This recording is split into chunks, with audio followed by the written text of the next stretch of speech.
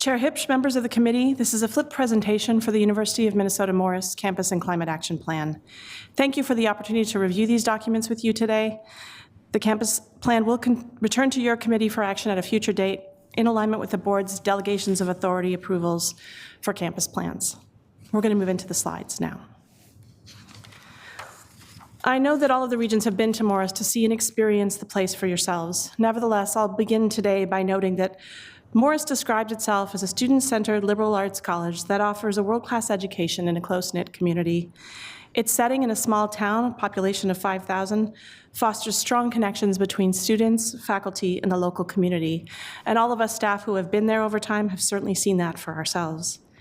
The University of Minnesota Morris makes its home on lands first inhabited by the Anishinaabe and Dakota Lakota peoples. One phrase that is used to describe the history of UMN Morris is noted as an educational experiment in 3 acts. There's a lot more about the history of the campus found on page 18 of your campus plan document. Now, as we get closer to the actual campus with this aerial photo, let me orient you. This view is facing southwest. You see some notes about downtown Morris. The campus is surrounded by agricultural lands to the east on the left side of this image, and tree-canopied streets in the town of Morris on the right side of the image. The campus is adjacent to the university's West Central Research and Outreach Center, the West Central ROC, as we call it, also on the left side of the image. West Central ROC is an important place for agricultural research and outreach, and it's home to solar photovoltaic arrays and 1 wind turbine. A second turbine, which is owned by the campus and is part of the campus infrastructure, is located on adjacent City of Morris land. You see in this image the core of the campus with all the trees in the center. The historic mall is there, as well as some of the key buildings associated with academics and student life. More to come on those features in the following slides. Of note is that this campus is located within easy walking distance of downtown Morris. The positive relationship between the city and the campus is evident in many initiatives, whether regular cultural events that attract the community to campus, like theater productions and music concerts, or capital project collaborations like the Regional Fitness Center, which was built with city, county, private donor monies, as well as with the school district in 1999. Another distinction for Morris campus is the successive range of projects undertaken by the Morris model. This is a structure based on partnership between public agencies and nonprofit groups that focuses its work on energy conservation, clean energy, community resilience, cultural exchange, with specific goal areas for clean and efficient energy, transportation, waste reduction and recycling, and education. Like many thriving small communities, the University of Minnesota Morris campus, City of Morris, and Stevens County recognize the benefit of combining efforts to achieve size and scale for economic and community development work. And they have an established track record of doing so, serving as a leader in our University of Minnesota system in this way. As a reminder, this is our 4th campus plan of the system campus plans. Why did we undertake this coordinated planning effort? As you see here in shorthand, we are really responding to creating a long-term vision for how we will shape the physical campus. As each campus plan emerged, principles and specific recommendations followed that were really tailored to each location. Secondly, all system campuses for us work with external entities to a varying degree. In each location, the variety and nature of these partnerships, whether they're programmatic, facility sharing, or land-based and infrastructure-driven, are a common topic for each campus, and they show up in each of the plan recommendations. Finally, undertaking campus and climate action planning at the same time supports decisions about strategies needed to achieve the university's carbon neutrality and climate change resilience goals. A little more orientation to existing conditions on our campus at Morris. North is up in this diagram view, and downtown is a few blocks west off the left side of the image. The West Central Research and Outreach Center is to the east across Highway 59 on the lower right side of the image. What you see here with the color coding in pink is really hubs of student life as we've come to know them through this process, and in yellow, residential housing. These social activity patterns are really strong around the pink hubs shown here. The Student Center, Briggs Library, and the Humanities and Fine Arts buildings are the largest places where students gather to study and to relax. Staff and faculty also gather at the Student Center and the Science Building, where there's a cafe and bookstore to be found. The dining center on the midsection of the campus is a draw for students who live on the campus and others, and the Regional Fitness Center, Cougar Sports Center, draws student athletes and community members on a daily basis. Related to available housing on the Morris campus, there are about 500 students housed on campus as of fall of 2024. In the future, enrollment could increase, so another 300 students could be easily accommodated before significant changes to the housing inventory would be needed. Morris is also distinct in that it has received a registration at the National Register of Historic Places as of 2005 that puts 17 of the campus's 24 buildings, comprising 42 of the 130 acres of the land, on the National Register. What this means for continued valuation of our campus at Morris will be influenced by how the university meets its obligations to the state and federal agencies. Our task is clearly to steward cultural resources when renovations or demolition of listed or eligible buildings are under consideration. All of that, of course, in the context of meeting our own programmatic goals at the university. Like all of the campus plans, the list on this slide represents drivers or influences that shape the recommendations of the campus plan. Morris's unique qualities as a campus, from its mission, vision, and values, its existing energy infrastructure, as well as the communications it holds with the community, are all contributors to this campus's success. Enrollment levels are always important to us when we consider the space needed to support the academic objectives. This translates, of course, to physical projects. At Morris, present day, the goal is to increase enrollment from approximately 1,000 students today to 1,500. The nearer term target on our horizon here is 1,200 students.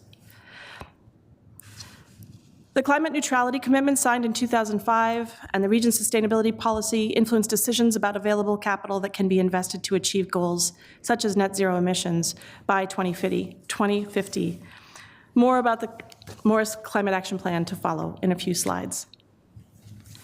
Engagement is a cornerstone of all of these plans. It is mandated in our region's policy on campus planning. We used an inclusive and accountable process across all of our sites. This work is not successful unless we have high engagement from university staff, Chancellor Shrunk Erickson, which we certainly did, and her leadership team, as well, of course, as the assistance from our consultant, Sasaki Inc.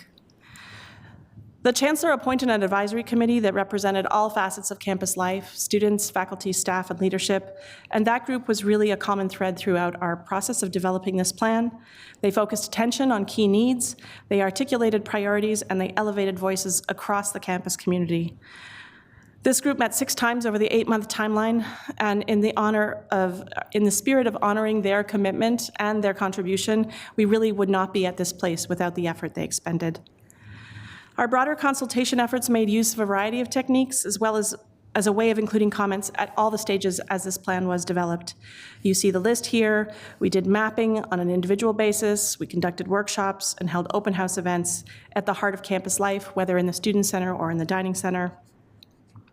We have a significant written record, and we use those records to really ensure that by the time we were done with this plan recommendation set, we really could tie close links between what we heard and what we said the future should look like at Morris.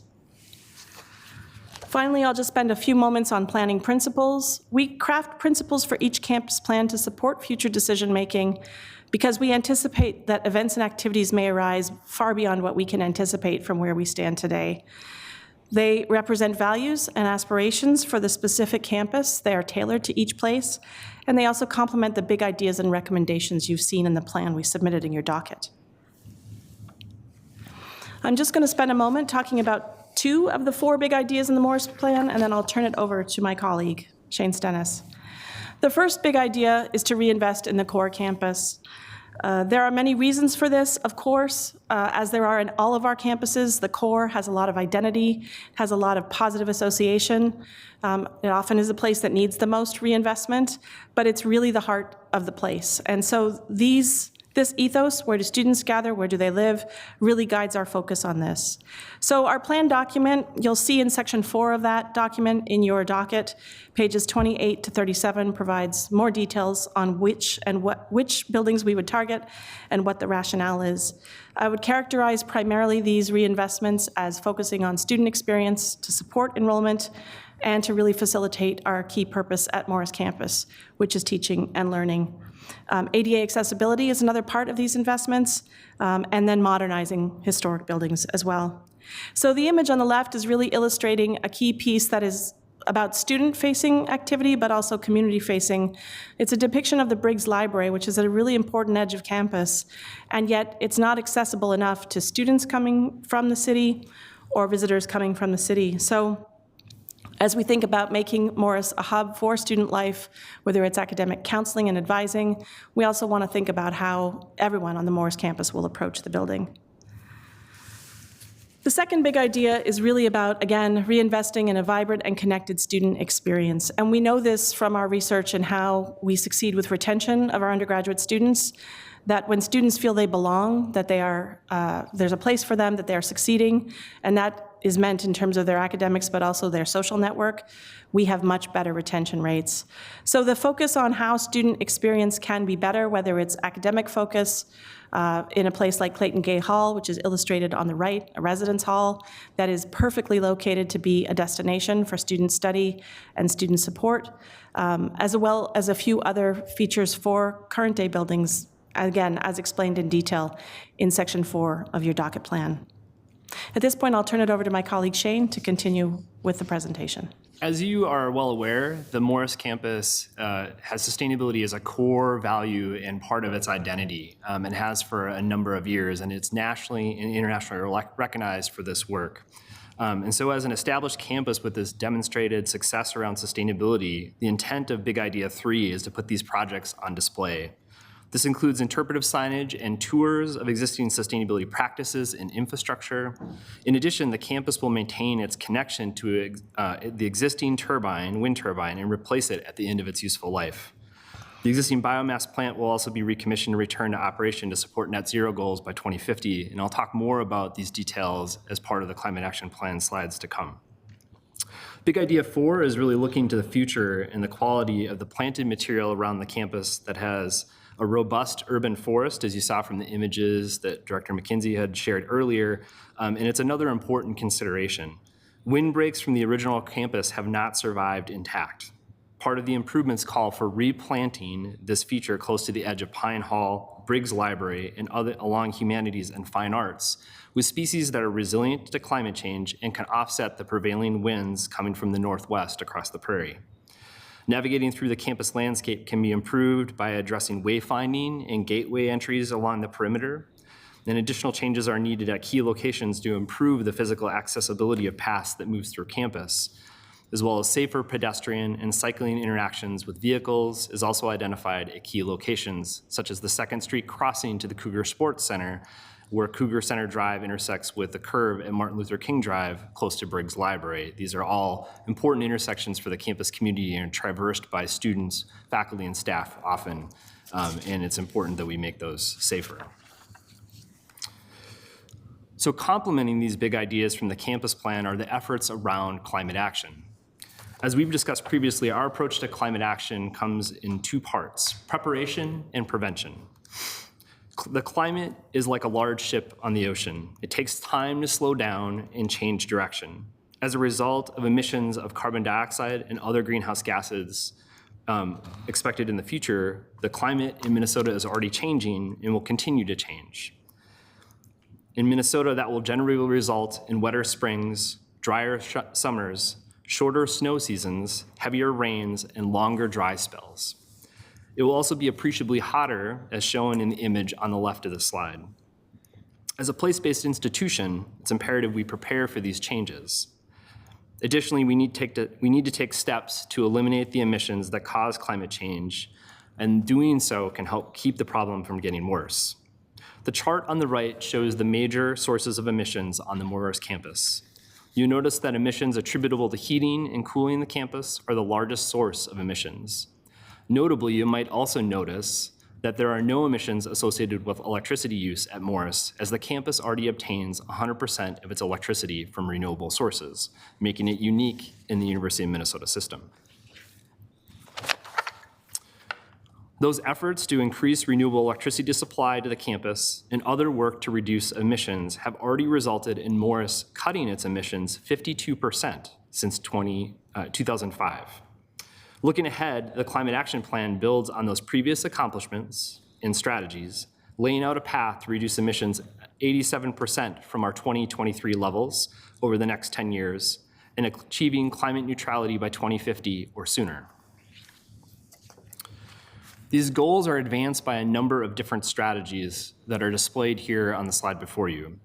Key among them are revitalizing the existing biomass heating facility at the Morris campus, recommissioning this facility to run on wood chips and making this unit the primary source of heat for the campus contributes the lion's share of the emissions reduction in the near term. This approach not only repurposes the equipment in the plant that exists already, but also the campus steam distribution system, which transfers heat from the utility plant to the buildings around campus. The other strategies listed here play a critical role as well, particularly replacement of the campus wind turbine at the end of its useful life with a new turbine, and coupling that renewable electricity generation with electric boilers, thermal or electric storage, or all of the above. While we do this work to eliminate emissions, the plan identifies steps to prepare the community, environment, and infrastructure for climate change impacts. Climate change can induce both short-term shocks to these systems, for example, the loss of power triggered by a climate-fueled storm, and it also can create a series of persistent effects that create ongoing stress. The plan identifies strategies to address both the shocks and stresses, and highlighted here are some of the key strategies that we've identified in the plan, and they are more detailed in the document included in your docket materials. These actions and others detailed in the plan adapt the campus to climate change, equip the campus to better respond to climate-induced extreme weather and natural disasters, and provide supports to the campus community to be more resilient to a changing climate baseline. And with that, I'll turn it back over to Director McKenzie to finish the presentation. At this point, we'd like to summarize many of the things we've been discussing with you in terms of a time horizon. The implementation section of this plan, again in your docket, page 54 to 58, organizes these proposed changes we've been reviewing with you by a time horizon in the near term of 10 years and in the long term of up to 30 years. Note that our campus plans support the advancement of capital projects when there is funding available. There is no fiscal obligation associated with the proposed campus plan. To review these near-term recommendations identified here on the diagram, I'll focus first on the renovations at Briggs Library, both the exterior-facing side that was illustrated a few slides ago, and also as a student services hub for academic counseling. Many of these activities are happening at a smaller scale in Briggs today. It truly is a destination already, but it needs more investment on the interior so it can really function as it needs to support the campus need from students. Other academic and student-focused spaces include student lounges and study spaces at one of the larger buildings on campus, labeled on the upper side of campus in the Humanities and Fine Arts building. It is one of the most heavily used student spaces we've tracked, both in terms of classes and students, but also we heard about it significantly during our process. A renovation to the ground floor of Clayton Gay Hall, noted here on the diagram, is also important for student service and student studies. It is the closest building to the hub of residential life on campus, and it is immediately adjacent to a lot of our academic buildings in the mall area of campus. Another aspect of creating a more welcoming experience to campus in the near term is to make improvements to campus gateways and wayfinding, which Shane had mentioned and is one of our big ideas. This is particularly important from the city edge on the west at 4th Street and 2nd Street, both at the Briggs location, but also closer to the Science Building access. In addition to that, to Martin Luther King Jr. Drive on the north, you see a circle identified there, and on the east at Prairie Lane coming from Highway 59. From a climate action perspective and the decarbonization strategies Shane had just mentioned, near-term efforts are expected to include energy-saving measures across a number of the core campus buildings and development of the sustainability infrastructure and practices interpretive walking tour to really reflect and represent that identity that Morris has cultivated so carefully. Recommissioning the biomass heat plant is also an expected near-term action, again within a 10-year horizon. In the longer term, up to 30 years, vision for investments in the Morris campus. Improvements for building efficiency and energy savings are going to be needed in most of the historic mall buildings. Stewart Hall is named here, as well as Camden Hall, Bembler, and the Multi-Ethnic Resource Center. Stewart Hall is also flagged and identified for modernization, so it can be the future home of a student health and wellness center. An addition to the Cougar Sports Center is identified here as a field house addition. It is space that does not exist today for the capacity and need that exists from present-day student athletes, so that is also a proposed long-term investment. Paths and access to buildings throughout the campus will need further investment to make sure we can deliver on ADA accessibility improvements. These are ongoing investments, and they will wear out over time, so it's a continued source target for us. Other historic structures like the Multi-Ethnic Resource Center will be modernized, and the future use of buildings like the MERC may change from today. Finally, the plan calls for the heating plant to be fully decarbonized in the long term, as Shane just referenced, in alignment with the carbon neutrality commitments that the university made to arrive at that destination by 2050. With that, we conclude this presentation of the University of Minnesota Morris Campus and Climate Action Plan Review item. Thank you for your time and attention to this matter.